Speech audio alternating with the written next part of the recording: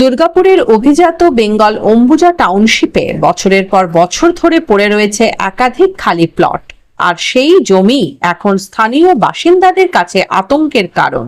ঘন ঝোপঝাড়, জমা জল আর আবর্জনায় বাড়ছে মশা মাছির উপদ্রব। পাশাপাশি সাপ, বিছে ও ইঁদুরও ঢুকে পড়ছে আশেপাশের বাড়িতে। স্থানীয়দের অভিযোগ, পুরসভায় বারবার জানানো হলেও সমস্যার স্থায়ী সমাধান হয়নি।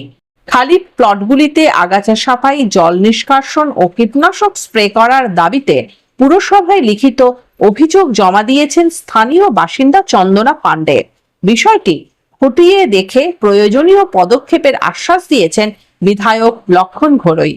আমার পাশের প্লটটা প্রচণ্ড নোংরা জঙ্গল হয়ে আছে। আমি আগে ডিএমসিতে বা এডিডিএতে লিখিত দরখাস্ত দিয়েছিলাম এটা পরিষ্কার করার জন্য। ওনারা কোনো পদক্ষেপ নেননি।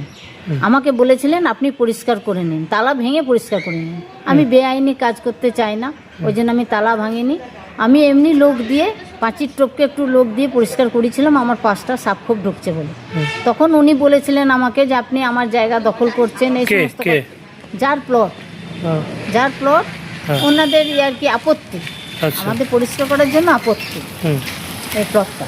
তো আমি এখন চাই যে এখন যে সরকার এসছেন ওনারা বলেছেন আইনতভাবে আমরা এরকম সমস্ত যাদের কোনো অসুবিধা আছে, পাশে আছে, নোংরা আছে, ওনার জানারে ওনা আইনিভাবে সব পদক্ষেপ নেবেন। যার জন্য আমি আবেদন ফেলে রাখা যাবে না, যার জন্য আমি আবার কি আবেদন করব লিখিতভাবে। আমি ডিএমসিতে বা ডিডিএতে আবেদন করব যেন আমাদের পাশে কি সমস্যা হয় বলতে বললাম না, আমার বাড়িতে সাপ ঢুকেছিল, আমার বাড়িতে জঙ্গলে মশা, প্রচণ্ড মশার উপদ্রব। দেখুন, বিনা কারণে তো হয় না। আসলে বহু বছর ধরে একটা খুবই অস্বস্তিকর পরিবেশে আমরা বাস করছি। সেটা হচ্ছে আমাদের বেঙ্গল অম্বুজা। এটা খুব পশ এরিয়া, কিন্তু তা সত্ত্বেও এই এরিয়াতে বহু বছর ধরে প্লট কিনে রেখে দিয়েছেন, বহু মানুষ প্লট কিনে রেখে দিয়েছেন। তো প্লট কিনে রেখে দিয়ে সেটাকে ঘর বাড়ি কিছু তো এখনও বানাননি, লক করে দিয়ে বাইরে রেখে দিয়েছে। আর ভেতরে জঙ্গল, অজস্র জঙ্গল, বড় বড় হাইটের জঙ্গল বুশেষ হয়ে গেছে। আর ওই কারণে আপনার এরকম বড় বড় সাইজের ইঁদুর, সাপ, বিছে ঘরের ভেতরে, যারা আমরা পাশাপাশি থাকি, আমরা থাকতে পারছি না। বর্ষাকালের উৎপাত তো অসম্ভব বেড়ে গেছে। বারবার আমাদেরকে লোক দেখে সাপ উঠাতে হচ্ছে, ঘরের ভেতরে সাপ ঢুকে যাচ্ছে, সেই সাপের জন্য আমরা বার করতে হচ্ছে, লোক ডাকিয়ে সেগুলোকে করতে হচ্ছে। এবার এই অস্বস্তিকর পরিবেশ কতদিন সহ্য করবো? আমি এর আগে মাস পিটিশনও জমা দিয়েছিলাম ডিএমসিতে, কিন্তু কোনো কাজ হয়নি।